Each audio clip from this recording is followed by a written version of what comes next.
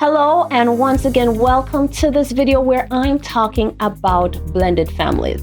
My name is Megan Troick, lead estate planning attorney here with the law office of Brian Fagan, where I also direct the estate planning department.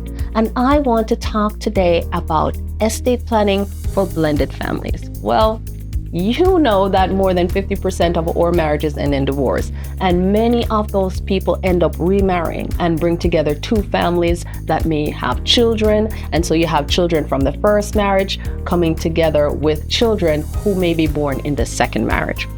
So how exactly do you do estate planning for a complex family structure like this? We won't even imagine having children from a previous marriage. We're not even thinking about that.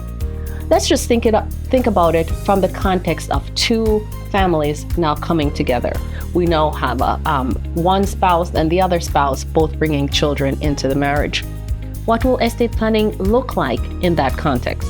First of all, if you are in a blended family and you haven't thought about estate planning or how your property will get inherited, and you're leaving it to the state of Texas to dictate how things actually run, I'm telling you, you're setting up your family for a horrible time. You're setting up your children for fights. You're setting up your family for continued litigation. Let's not do that. Let's lead by example.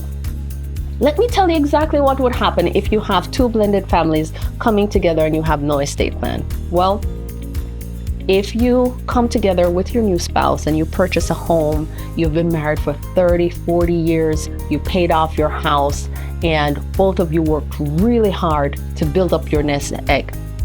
One of you pass away. What do you think will happen to your home? What do you think will happen to the nest egg that you just built up for the past 30, 40 years? No, my friend, it's not going to all go to your spouse.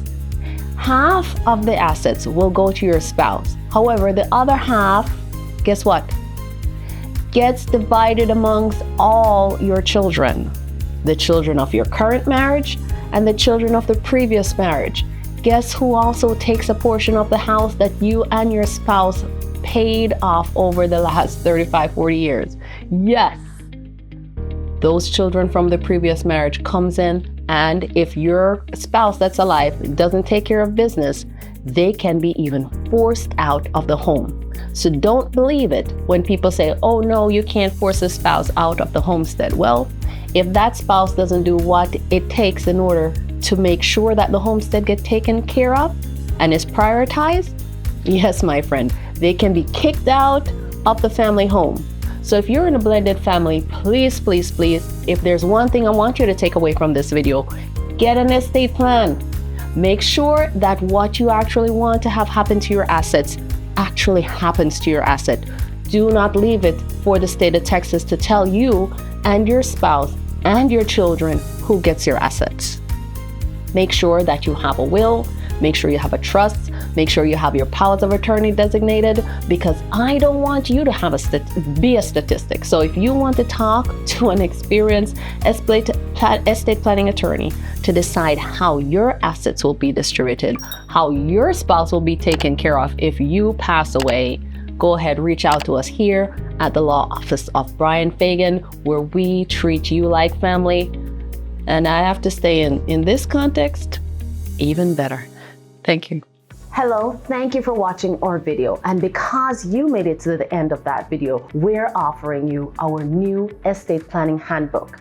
This is a wonderful tool, and I'm sure you like it. Go ahead, download the link, and let's get learning together.